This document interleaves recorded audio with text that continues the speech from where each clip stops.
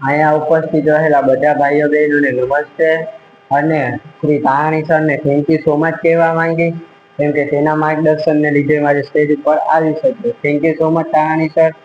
મારું નામ મિત કોડરમલ. હું આજે એક એવા ટોપિક ઉપર વાત કરવા માંગીશ કે જે ભવિષ્યમાં કામ આવશે. તે ટોપિકનું નામ છે વોટર ટર્બાઇન. વોટર ટર્બાઇનની વ્યાખ્યા વિશે હું તમને સમજાવી દઈશ. વોટર ટર્બાઇન એ એક એવું યાંત્રિક ઉપકરણ છે જે વહેતા અથવા ઊંચાઈ પરથી પડતા પાણીને સ્થિતિજ અને ગતિજ ઉર્જાને યાંત્રિક ઉર્જામાં રૂપાંતરિત કરે છે. આ યાંત્રિક ઉર્જાનો ઉપયોગ કરી જનરેટર ચલાવી વીજળી ઉત્પન્ન કરવા માટે થાય છે. આ જ તેની વ્યાખ્યા. હવે હું તમને વોટર ટર્બાઇનના કાર્ય કરવાની રીત વિશે થોડીક માહિતી આપી દઈશ. સૌપ્રથમ બંધ અથવા જળાશયમાંથી પાણીની પેનસ્ટોક દ્વારા ટર્બાઇન સુધી પહોંચે છે. બીજું, પાણીનો પ્રવાહ ટર્બાઇન બ્લેડ પર અટકાય છે. ત્રીજું, બ્લેડ ફરવા લાગે છે અને ટર્બાઇનને સાફ કરે છે. ચોથું, સાફ જનરેટર ચલાવે છે. પાંચમું, જનરેટર યાંત્રિક ઉર્જા વિદ્યુત ઉર્જામાં રૂપાંતરિત કરે છે. આ હતી તેના વોટર ટર્બાઇનને કાર્ય કરવાની રીતો.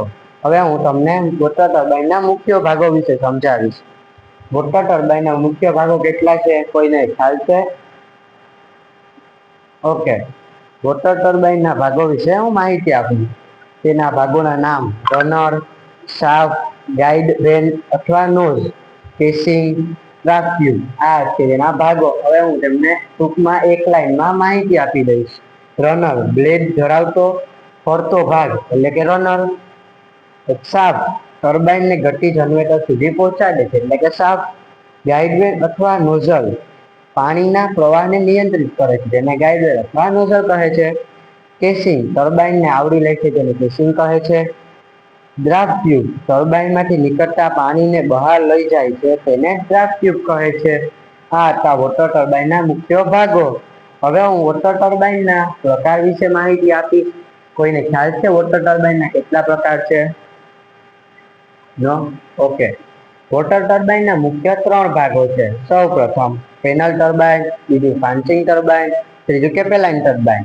સૌપ્રથમ પેનલ ટર્બાઇન વિશે. વધુ હેડ અને ઓછા પાણીના પ્રવાહ માટે તેને પેનલ ટર્બાઇન કહે. બીજું, ફાન્સિંગ ટર્બાઇન, મધ્યમ હેડ અને મધ્યમ પાણીના પ્રવાહ માટે ફેન્સિંગ ટર્બાઇન ઉપયોગ થાય છે તેને ફેન્સિંગ ટર્બાઇન કહે છે. ત્રીજું, કેપેલાઇન ટર્બાઇન, ઓછા હેડ અને વધુ પાણીના પ્રવાહ માટે ઉપયોગ થાય તેને કેપેલાઇન ટર્બાઇન કહે છે. હવે આ હતા તેના વોટર ટર્બાઇનના પ્રકારો. હવે હું તમને વોટર ટર્બાઇનના ફાયદા અને ગેરફાયદા વિશે ટૂંકમાં સમજાવી દઈશ 3-4 લાઈનમાં. ઓકે, તો સૌપ્રથમ ફાયદા વિશે તમને માહિતી આપું. ફાયદા: નવીનીકરણ અને સ્વચ્છ ઉર્જાનો સ્ત્રોત. બીજું, ઊંચી કાર્યક્ષમતા જેમ કે 90% અથવા 90%થી વધુ. ત્રીજું, સંચાલનનો ખર્ચ ઓછો. ચોથું, કાર્ય દરમિયાન હવાનું પ્રદૂષણ થતું નથી. આ હતા તેના ફાયદા. હવે હું તેના ગેરફાયદા સમજાવું. ગેરફાયદા: પહેલું, પ્રારંભિક બાંધકામ ખર્ચ ઓછો. બીજું, પાણીનું ઉપલબ્ધ પર આધાર રાખે છે. ત્રીજું, બંધના નિર્માણ જળચર પર્યાવરણ અને આસપાસના વિસ્તાર પર અસર થઈ શકે. તો આ હતા તેના ફાયદા અને ગેરફાયદા. તો તમને શાંતિપૂર્વક સાંભળવા માટે થેન્ક યુ સો મચ.